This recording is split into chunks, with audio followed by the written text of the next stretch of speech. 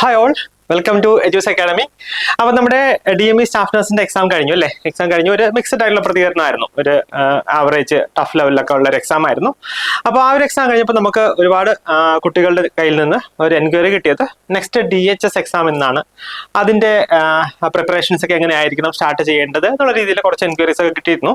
അപ്പം അങ്ങനെയുള്ള നമ്മുടെ സ്റ്റുഡൻസിന് വേണ്ടിയാണ് ഞാൻ ഈ വീഡിയോ ചെയ്യുന്നത്. അതായത് നെക്സ്റ്റ് DHS എക്സാം എന്നാണ്. അതിനു മുന്നേ നമുക്ക് ഈ DHSന്റെ ചരിത്രം ഒന്ന് പരിശോധിക്കാം. അതായത് കഴിഞ്ഞ ലിസ്റ്റ്, ഇപ്പൊ നിലവിലൊരു ലിസ്റ്റ് ഉണ്ടല്ലോ, ആ ലിസ്റ്റിന്റെ ഡീറ്റെയിൽസ് നമുക്ക് നോക്കാം. സോ നമ്മൾ നോക്കുവാണെങ്കിൽ ലാസ്റ്റ് നോട്ടിഫിക്കേഷൻ വന്നിരിക്കുന്നത് 30/5/2023 മെയ് മാസത്തിലാണ് നോട്ടിഫിക്കേഷൻ വന്നിരിക്കുന്നത്. നമുക്കറിയാം ഇതിന്റെ ഫൈനൽ ലിസ്റ്റ് അല്ലെങ്കിൽ റാങ്ക് ലിസ്റ്റ് വന്നിരിക്കുന്നത് നോക്കിക്കേ. ഏറ്റവും ആദ്യം വന്നിരിക്കുന്നത് ഇടുക്കി, കണ്ണൂര്, കൊല്ലം, പത്തനംതിട്ട ജില്ലകളിലാണ്. 29/11/2024 അതായത് കഴിഞ്ഞ വർഷം നവംബറോട് കൂടിയാണ് ഇതിന്റെ ലിസ്റ്റ് വന്നിരിക്കുന്നത്. അപ്പൊ സാധാരണ PSC പുതിയൊരു നോട്ടിഫിക്കേഷൻ അനൗൺസ് ചെയ്യുന്നതിന് മുന്നേ ഇതുപോലെ ആദ്യം എവിടെയാണോ ലിസ്റ്റ് വന്നത്, അതായത് എവിടെയാണോ ആദ്യം നിലവിലുള്ള ലിസ്റ്റിന്റെ കാലാവധി തീരുന്നത് അതനുസരിച്ചിട്ടായിരിക്കും പുതിയ നോട്ടിഫിക്കേഷൻ പബ്ലിഷ് ചെയ്യുക. മനസ്സിലാവുന്നുണ്ടല്ലോ? അപ്പൊ ഞാൻ പറഞ്ഞു നോക്കിക്കേ, ലാസ്റ്റ് നോട്ടിഫിക്കേഷൻ വന്നിരിക്കുന്നത് കഴിഞ്ഞ മെയ് മാസം, അതായത് 2023 മെയ്യിലായിരുന്നു. ഏകദേശം ആ നോട്ടിഫിക്കേഷൻ വന്ന് 1.5 വർഷത്തിന് ശേഷമായിരുന്നു ഈ റാങ്ക് ലിസ്റ്റ് വന്നിരിക്കുന്നത്. അപ്പൊ ഏകദേശം ഒരു ഐഡിയ കിട്ടിയിട്ടുണ്ടാവില്ല. ഇതിനിടയിൽ നോട്ടിഫിക്കേഷൻ വന്നു, അതിന്റെ ലാസ്റ്റ് ഡേറ്റ് കഴിഞ്ഞു, നമ്മൾ അപ്ലൈ ചെയ്തു, പിന്നെ എക്സാം ഡേറ്റ് വന്നു, പിന്നെ നമ്മൾ എക്സാം എഴുതി, അതിനുശേഷമാണ് ഈ ഫൈനൽ ലിസ്റ്റ് വന്നിരിക്കുന്നത്. ഈ എല്ലാ പ്രോസസ്സിനും കൂടെ ഏകദേശം ഒരു 1.5 വർഷത്തോളം കാലാവധി എടുത്തിട്ടുണ്ട്. അപ്പൊ നിങ്ങൾ ചോദിക്കും, നെക്സ്റ്റ് എക്സാം നമുക്ക് എപ്പോഴാണ് പ്രെഡിക്റ്റ് ചെയ്യാൻ കഴിയുക, അല്ലെങ്കിൽ നമുക്ക് എപ്പോൾ എക്സ്പെക്ട് ചെയ്യാം എന്ന് നിങ്ങൾ ചോദിക്കും.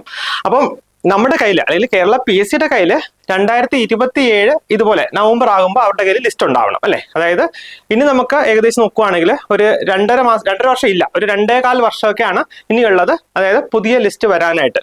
അപ്പോൾ ഒരു 2.25 വർഷം ഉള്ളപ്പോൾ ഞാൻ പറഞ്ഞല്ലോ, ഈ ഒരു പ്രോസസ്സ്, അതായത് നോട്ടിഫിക്കേഷൻ മുതൽ റാങ്ക് ലിസ്റ്റ് വരെ ആകാനുള്ള കാലാവധി എന്ന് പറയുന്നത് 1.5 വർഷമാണ്.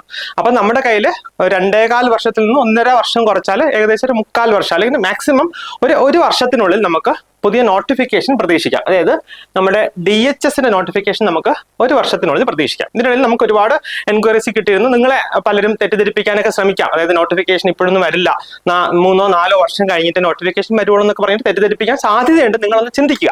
ഞാൻ ഇത്രയും കാര്യങ്ങൾ പറഞ്ഞു, നമ്മൾ ഡേറ്റയുടെ അല്ലെങ്കിൽ ഫാക്ടിന്റെ അടിസ്ഥാനത്തിലാണല്ലോ നമ്മൾ സംസാരിക്കുക. അപ്പോൾ ഒന്ന് ചിന്തിച്ച് നോക്കുക.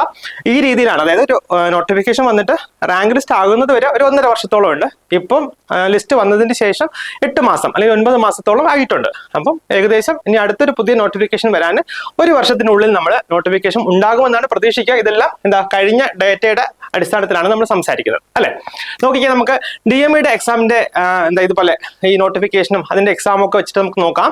ലാസ്റ്റ് നോട്ടിഫിക്കേഷൻ വന്നിരിക്കുന്നത്, അതായത് നമ്മളിപ്പം എക്സാം എഴുതിയ നോട്ടിഫിക്കേഷൻ വന്നിരിക്കുന്നത് ജനുവരി 2025 ഒരു 6 മാസം കഴിഞ്ഞിട്ട് നമുക്ക് അതിന്റെ എക്സാം വന്നു. കഴിഞ്ഞ ദിവസം അല്ലെ, 18-ാം തീയതി അതിന്റെ എക്സാം കഴിഞ്ഞു. അതായത് നോട്ടിഫിക്കേഷൻ മുതൽ ഒരു 6 മാസമാണ് നമുക്ക് എക്സാമിന് വേണ്ടി ലഭിക്കുക. അപ്പം ഇപ്രാവശ്യത്തെ എക്സാം എഴുതിയ നമ്മുടെ കുട്ടികൾക്കെല്ലാം അറിയായിരിക്കും ഈ 6 മാസത്തെ നമ്മുടെ പ്രിപ്പറേഷനിൽ എത്രത്തോളം നമുക്ക് കവർ ചെയ്യാൻ കഴിയും എന്നുള്ളത് അല്ലേ. സോ നമ്മുടെ എക്സാമിന് പോകുന്നതിന് തൊട്ട് മുന്നേ സിലബസ് ജസ്റ്റ് കംപ്ലീറ്റ് ചെയ്ത് പോയിട്ട് യാതൊരു കാര്യമില്ല. അതായത് അതിന് മുന്നേ നമ്മൾ സിലബസ് കംപ്ലീറ്റ് ചെയ്തിരിക്കണം, അതായത് ഡീറ്റെയിൽ ആയിട്ട് പഠിച്ചിരിക്കണം. 4-5 പ്രാവശ്യം റിവിഷൻ ചെയ്തതിന് ശേഷം വേണം നിങ്ങൾ സീരിയസ് ആയിട്ട് നിങ്ങൾ എക്സാമിനെ എടുക്കുകയാണ്. നിങ്ങൾക്ക് ജോലി വേണം എന്നുണ്ടെങ്കിൽ ഇതുപോലെ, അതായത് നമ്മൾ വളരെ നേരത്തെ സിലബസ് കവർ ചെയ്ത് 4-5 പ്രാവശ്യം റിവിഷൻ നടത്തിയതിന് ശേഷം മാത്രം വേണം നിങ്ങൾ എക്സാം എഴുതാൻ. അങ്ങനെയാണ് നമ്മുടെ സ്റ്റുഡൻസ് ഒക്കെ ഇപ്പൊ എക്സാം എഴുതിയത്. അതിനെക്കുറിച്ചുള്ള നല്ല ഒരുപാട് ഫീഡ്ബാക്ക് നമുക്ക് ലഭിക്കുന്നുണ്ട്. അപ്പൊ ഇതിന് മുന്നേ ഉള്ള നോക്കിക്കേ, ഇതിന് മുന്നേ വന്നിരിക്കുന്ന, അതായത് ഈ DME ഇപ്പൊ എക്സാം വന്നല്ലോ, അതിന് തൊട്ട് മുന്നുള്ള നോട്ടിഫിക്കേഷൻ വന്നിരിക്കുന്നത് 21-ലാണ്. അതിന്റെ എക്സാം നടന്നിരിക്കുന്നത് ഏകദേശം ഒരു 6 മാസം കഴിഞ്ഞിട്ടാണ് അല്ലെ. അതായത് 21 ഡിസംബറിലാണ് എക്സാം നടന്നിരിക്കുന്നത്. അതിന്റെ റാങ്ക് ലിസ്റ്റിന്റെ കാലാവധി നോക്കിക്കോണേ. അതിന്റെ റാങ്ക് ലിസ്റ്റ് വന്നിരിക്കുന്നത് 2023 ജനുവരിയിലാണ് റാങ്ക് ലിസ്റ്റ് വന്നിരിക്കുന്നത്. അതിന്റെ അർത്ഥം എന്താണ്? 2026 ജനുവരി വരെ, അതായത് ഒന്നും ആയിട്ടില്ലേ, 2026 ജനുവരി വരെ ഈ റാങ്ക് ലിസ്റ്റ് ഉണ്ടാകും.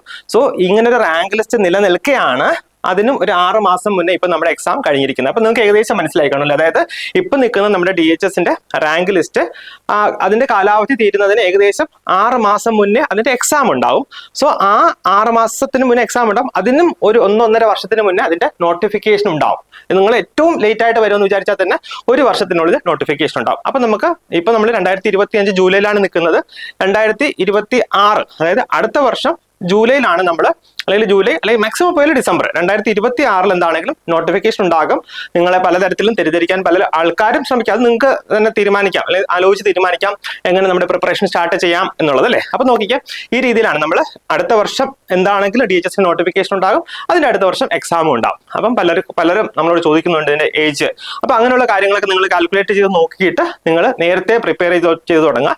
ഞാൻ ഒരിക്കലും പറയില്ല നമ്മുടെ കൂടെ തന്നെ പഠിക്കണം, അല്ലെങ്കിൽ അങ്ങനെ നിർബന്ധിച്ച് നമ്മൾ പറയില്ല. പക്ഷേ നിങ്ങൾ സ്വന്തമായിട്ട് പഠിച്ചു കഴിഞ്ഞാലും സ്വന്തമായിട്ട് എന്താണ് ഈ ഒരു ഡേറ്റ് അല്ലെങ്കിൽ 1-1.5 വർഷം നമ്മുടെ കയ്യിലുണ്ട് എന്ന് നിങ്ങൾ ആലോചിച്ച് തീരുമാനിച്ച് അതിനനുസരിച്ചുള്ള സ്റ്റഡി പ്ലാൻ വെച്ച് നിങ്ങൾ മുന്നോട്ട് പോകുക. അപ്പം ഈ സ്റ്റെപ്സ് ഫോർ സക്സസ് എന്ന് പറയുന്നത് നോക്കിക്കുക, സ്റ്റാർട്ട് പ്രിപ്പറേഷൻ. അതായത് അപ്പൊ ചോദിക്കും എപ്പോഴാണ് പ്രിപ്പയർ ചെയ്ത് തുടങ്ങേണ്ടത്? നോട്ടിഫിക്കേഷൻ വന്നിട്ട് മതിയോ? ഞാൻ പറഞ്ഞല്ലോ, നോട്ടിഫിക്കേഷൻ വന്നിട്ട് നമുക്ക് എക്സാമിന് വേണ്ടി കിട്ടുക 6 മാസമാണ്.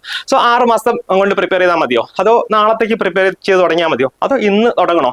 എന്നോട് ചോദിച്ചാൽ ഞാൻ പറയും ഇപ്പൊ തന്നെ പ്രിപ്പറേഷൻ സ്റ്റാർട്ട് ചെയ്യുക. അതാണ് ഏറ്റവും നല്ലത്. അതായത് പിന്നത്തേക്ക് വേണ്ടി നമ്മൾ മാറ്റി വയ്ക്കാതെ നമ്മൾ എപ്പോഴാണോ തീരുമാനിക്കുക, നമുക്കൊരു സർക്കാർ ജോലി വേണം, നമ്മൾ എപ്പോഴാണ് തീരുമാനിക്കുക ആ നിമിഷം നിങ്ങൾ പ്രിപ്പയർ ചെയ്ത് തുടങ്ങുക കേട്ടോ. അപ്പം സ്റ്റാർട്ട് പ്രിപ്പറേഷൻ എപ്പോഴാണ്? ഏർലി. അതുകൂടാതെ വളരെ ഇമ്പോർട്ടന്റ് ആണ് കൺസിസ്റ്റൻസി മെയിൻറ്റെയിൻ ചെയ്യുക എന്നുള്ളത്. അതായത് നമ്മൾ ഒരു ദിവസം പഠിച്ചു, 2 ദിവസം പഠിച്ചു, പിന്നെ 2 ദിവസം പഠിക്കാതിരുന്നു, പിന്നെ 2 ദിവസം കഴിഞ്ഞിട്ട് പിന്നെയും പഠിച്ചു. അങ്ങനെ പഠിക്കുന്നതിനേക്കാളും ആ ഒരു കൺസിസ്റ്റന്റ് ആയിട്ട് നിങ്ങൾക്ക് ആ ഒരു മോട്ടിവേഷൻ ഉള്ളിൽ നിന്നുണ്ടാകണം. അത് കൺസിസ്റ്റന്റ് ആയിട്ട് പഠിച്ചു കഴിഞ്ഞാൽ നിങ്ങൾക്ക് ഉറപ്പായിട്ടും ഈ ഒരു ഗവൺമെന്റ് ജോലി ലഭിക്കാനേ ഉള്ളൂ. അതുകൂടാതെ പ്രാക്ടീസ് ആൻഡ് പ്രാക്ടീസ് എന്ന് ഞാൻ നേരത്തെ പറഞ്ഞല്ലോ, നമ്മുടെ ഒരു സ്ട്രാറ്റജി. അതായത് പഠിക്കേണ്ടത് എങ്ങനെയാണെന്ന് വെച്ച് കഴിഞ്ഞാൽ നോട്ടിഫിക്കേഷൻ വരുന്നതിന് മുന്നേ സിലബസ് കംപ്ലീറ്റ് ചെയ്യുക, നോട്ടിഫിക്കേഷൻ വന്നതിന് ശേഷം മൾട്ടിപ്പിൾ റൗണ്ട്സ് ഓഫ് റിവിഷൻ നടത്തുക, മാക്സിമം ക്വസ്റ്റ്യൻസ് വർക്ക്ഔട്ട് ചെയ്യുക, ഒരു കോൺഫിഡൻസോടുകൂടി വളരെ കോൺഫിഡന്റ് ആയിട്ട് നിങ്ങൾ എക്സാമിനെ ഫേസ് ചെയ്യുക. അങ്ങനെ ചെയ്താൽ നമുക്ക് എന്തുണ്ടാകും? സക്സസ് ഉണ്ടാകും. അത് ഞാൻ പറഞ്ഞല്ലോ, നമുക്ക് ഒരുപാട് എൻക്വയറീസ് ഉണ്ടായിരുന്നു ഇതിനെക്കുറിച്ച്. അപ്പം നമ്മൾ അങ്ങനെയുള്ള എൻക്വയറീസിന് ഒരു ജസ്റ്റ് റിപ്ലൈ ചെയ്യുന്ന രീതിയിലാണ് ഞാൻ ഈ പറഞ്ഞേക്കുന്നത്. അപ്പം നിങ്ങൾക്ക് എല്ലാവർക്കും അല്ലെ സ്വന്തമായിട്ട് ചിന്തിക്കാം, സ്വന്തമായിട്ട് ചിന്തിച്ച് തീരുമാനം എടുക്കാം കേട്ടോ. വേറെ ആരെയും നമ്മൾ ഡിപ്പെൻഡ് ചെയ്യേണ്ട കാര്യമില്ല. സ്വന്തമായിട്ട് ചിന്തിച്ച് ഉചിതമായിട്ടുള്ള തീരുമാനം എടുക്കുക. എത്രയും പെട്ടെന്ന് നിങ്ങൾ പഠിച്ചു തുടങ്ങുക കേട്ടോ. അപ്പൊ എല്ലാവർക്കും ഓൾ ദി ബെസ്റ്റ്.